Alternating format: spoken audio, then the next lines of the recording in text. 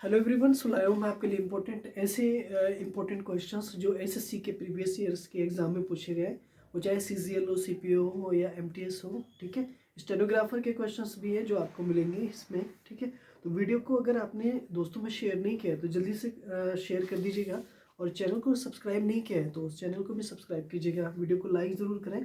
तो आज का मेरा पहला क्वेश्चन है, देखिए।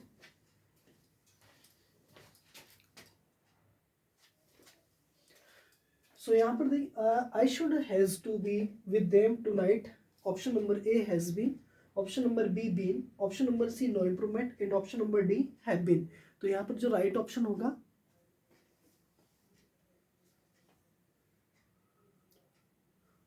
तो डियर स्टूडेंट्स यहाँ पर जो राइट ऑप्शन होगा ना आपका, हैज टू बी की जगह ऑप्शन नंबर, देखो शुड के साथ में हैज ई कभी नहीं आएगा आपका। ठीक है, शुड के साथ हैज नहीं आएगा, बीन नहीं आएगा, ये कभी भी नहीं आएगा। ठीक है, तो शुड के साथ बीन नहीं आएगा, नो इम्प्रूवमेंट भी नहीं बनेगा। ऑप्शन नंबर डी पे देखते हैं तो हैव बीन आएगा। क्यों क्यों आएगा? क्योंकि ये एक मॉडल वर्ब है। तो ऑप्शन आपका बनेगा कौन सा वाला? D option, have been.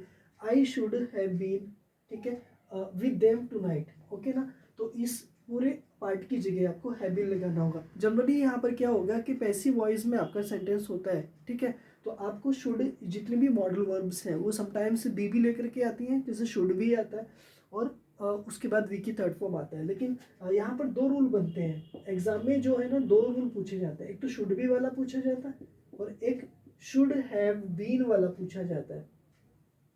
Should have been वाला पूछा जाता है। तो ये दोनों जो रूल है ना, ए बी वाले, ये वाले एग्जाम में पूछे जाते हैं। तो देखो ये वाला पैसिव वॉइस में आ गया, बट ये वाला पैसिव वॉइस में तो ठीक है, बट ऐसी एक प्रीवियस परफेक्ट के एक्शन को बताएगा जो करना चाहिए था बट आपने नहीं किया है। तो जनरली यहाँ पे जो आएगा ना, शुड हैव बीन बनेगा आपका। ठीक है, और टू नाइट का मीनिंग क्या होता है? टू नाइट का मीनिंग होता है आज रात, और टू डे का मीनिंग क्या होता है? आज का दिन। ठीक है, जैसे कि टू डे होता है तो टू डे का जो अपोजिट हो जाएगा वो क्या हो जाएगा? टू नाइट हो जाएगा, राइट ना। तो देखो विद के बाद क्या है? विद क्या है? एक प्रीपोजिशन है, और इसके बाद जो ऑब्जेक्ट होगा अक्सर वो लिविंग क्रिएचर होगा। तो यहाँ पर जो देम आ रहा है ना, वो किन्हीं पर्सन्स के लिए आ रहा है। किसके लिए आ रहा है? मतलब पर्सन्स के लिए आ रहा है, जो भी प्लूरल पर्सन्स है। क्यों? क्योंकि इसलिए ना यहाँ पे ना विद देम आ रहा है, क्योंकि विद जो है अपने बाद में एक तरह से लिविंग ऑब्जेक्ट लेकर के आता है, ना कि नॉन लिविंग ऑब्जेक्ट। यानी मैं बोलूँ तो इनडायरेक्ट ऑब्जेक्ट लेकर के आएगा, ना कि डायरेक्ट ऑब्जेक्ट आएगा, राइट ना। ये बात आप याद रखेंगे। ठीक है, question number second. So next question आपके लिए, he must not to be left like this. Option number A been left, option number B no improvement, option number C be left, option number D being left.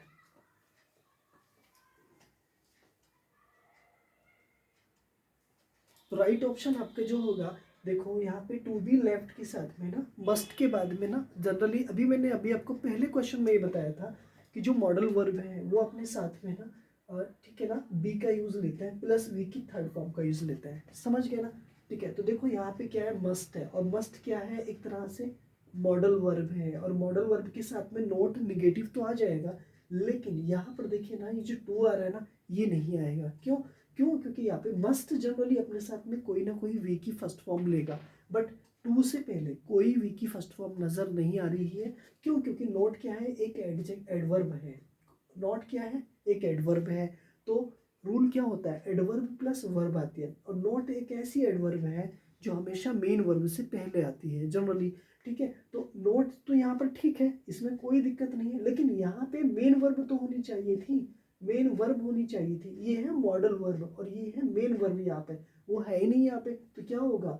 B जो है वो एक तरह से लगेगा, और लेफ्ट यहाँ पर जो बनेगा ना, वो मेन वर्ब बनेगा, राइट ना। तो सेंटेंस आपका बनेगा पैसिव वॉइस में। ठीक है, टू यहाँ से हटेगा और बी एक तरह से लेफ्ट बनेगा। तो यहाँ पर देखिए बीन लेफ्ट, ये ऑप्शन तो बनेगा नहीं, क्योंकि मस्ट बीन नहीं आएगा।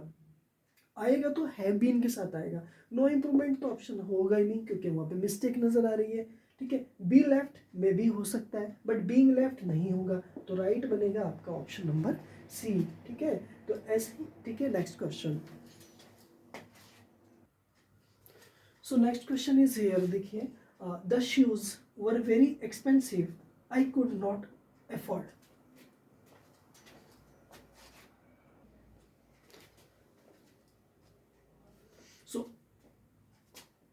बाइंग देम यहाँ पर देखना है, तो अंडरलाइन पार्ट को देखना है।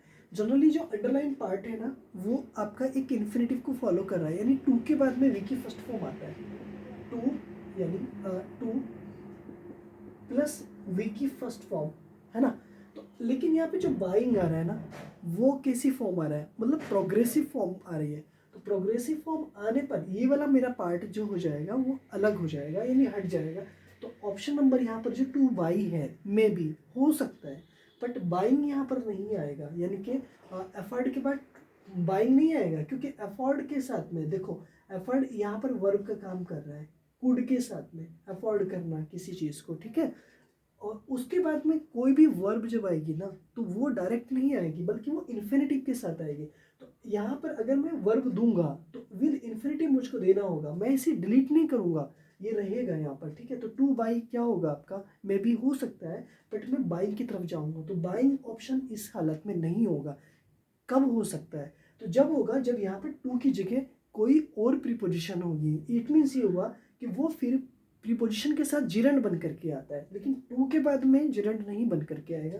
तो यहाँ पर ऑप्शन नो इम्प्रूवमेंट तो होगा ही नहीं, क्योंकि इम्प्रूवमेंट है, टू के बाद वी की फर्स्ट फॉर्म आना है यहाँ पर, ठीक है। तो बॉट भी नहीं होगा, क्यों, क्योंकि अगला कुड है, मे बी पास्ट हो सकता है, बट कोई कंजक्शन नहीं है यहाँ पर, ठीक है, कम्प्लेक्स सेंटेंस को नहीं बना रहा है, तो इसलिए यहाँ पर बॉट भी नहीं होगा। इट मीन्स क्या हुआ कि मेरा बी सी और डी ऑप्शन नहीं है। इट मीन्स ये हुआ मेरा फाइनल आंसर कौन सा होगा, टू बाई। क्यों, क्योंकि टू के बाद में वी की फर्स्ट फॉर्म जैसे मैंने लिखा है और इन्फिनेटिव को फॉलो करता है, और इन्फिनेटिव जिरंड और पार्टिसिपल। नंबर एक इन्फिनेटिव,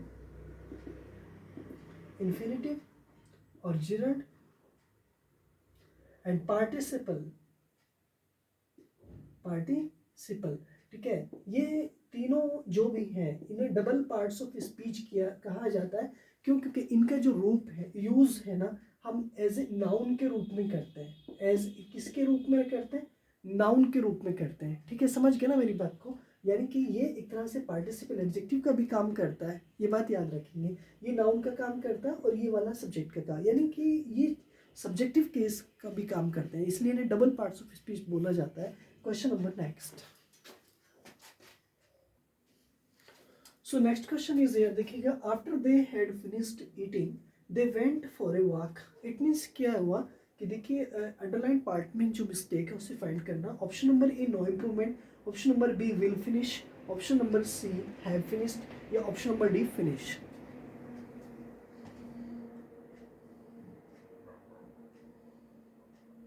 आपका जो प्रॉपर आंसर होगा यहाँ पर देखिए हैड फिनिश्ड को चेंज करना है। तो जनरली क्या है कि एक रूल पढ़ा है हमने, ठीक है। रूल क्या पढ़ा है कि पास्ट इंडेफिनिट पास्ट परफेक्ट का रूल होता है कि पास्ट परफेक्ट में दो ऐसे कामों को यूज़ किया जाता है जो पास्ट की एक्शन को रेफर करते हैं, ठीक है। यानी कि सबसे पहले दो कंजक्शन होते हैं हमारे पास। नंबर एक क्या होता है, बिफोर, और दूसरा क्या होता है, आफ्टर। ये वाली बात आप ना याद रखेंगे, ठीक है। तो बिफोर जब सेंटेंस में होता है तो बिफोर से पहले वाले जो सेंटेंस होता है, ये क्लॉज होता है ना, वो एक तरह से पास्ट परफेक्ट में होता है, ठीक है। तो इसके बाद बिफोर के बाद वाला जो टेंस होता है वो अक्सर पास्ट इंडेफिनिट में होता है, ठीक है। तो इसका ये आफ्टर ना अपोजिट होता है। इससे पहले जो पार्ट होता है वो पास्ट इंडेफिनिट में होता है, ठीक है, पास्ट इंडेफिनिट में होता है, और इसके बाद वाला पास्ट परफेक्ट में होता है, पास्ट परफेक्ट में होता है, राइट ना। तो अब ये देखिएगा आफ्टर, आफ्टर आ रहा है नहीं आ रहा है, आ रहा है, कंजक्शन है, ठीक है। उसके बाद में हेड फिनिश्ड आ रहा है, हाँ या ना में जवाब दो, ठीक है। क्यों, क्योंकि ये पास्ट परफेक्ट है, इसलिए ये वाला ऑप्शन बनेगा आपका। हेड के बाद तो आएगा, ठीक है। ईटिंग बनेगा, फिनिश्ड आप कहेंगे ईटिंग क्यों आ रहा है, ठीक है। तो ईटिंग तो आएगा, कोई बात नहीं है, ठीक है। ईटिंग में कोई दिक्कत नहीं है, आप कहने लगेंगे कि जी यहाँ पर ईटिंग क्यों आ रहा है, प्रीपोजिशन तो होनी चाहिए थी। तो दे वेंट फॉर ए वॉक, यहाँ पर देखिएगा ये पास्ट बन गया, ये पास्ट बन गया, तो पास्ट इंडेफिनिट आ गया। अब इसको उठा करके आप इधर रख दीजिएगा, ठीक है। तो क्या बनेगा, सेम रूल बन जाएगा ना, past indefinite plus after plus past perfect, हाँ है ना, ठीक है, क्लियर हो गया ना। तो इस केस में क्या हो जाएगा, option number A no improvement आपका जो है ना ये राइट ऑप्शन हो जाएगा, यानी इसमें कोई मिस्टेक नहीं है, सेंटेंस के अंदर विल फिनिश नहीं आएगा। क्यों, क्योंकि देखो जनरली क्या है कि पास्ट की बात चल रही है, तो विल फिनिश तो आएगा ही नहीं। हैव फिनिश्ड भी नहीं आएगा, क्योंकि ये भी पास्ट है और ये भी पास्ट है, तो पास्ट की इंसिडेंट पास्ट में रेफर की जाती है, और फिनिश तो किसी कीमत पे नहीं आएगा, तो ऑप्शन नंबर आपका बनेगा option number A, no improvement. Next question. So इसी तरह से मैं मिलता हूँ आपसे नेक्स्ट वीडियो में, तब नेक्स्ट क्वेश्चंस लेकर के आता हूँ। तब तक मेरे चैनल पर नए हैं तो प्लीज़ सब्सक्राइब करें, दोस्तों में शेयर करें और बने रहिएगा, प्यार देते रहिएगा, पढ़ते रहिएगा, मन लगा करके। नेक्स्ट सिलेक्शन आपका होगा डेफिनेटली। ठीक है, बाय बाय।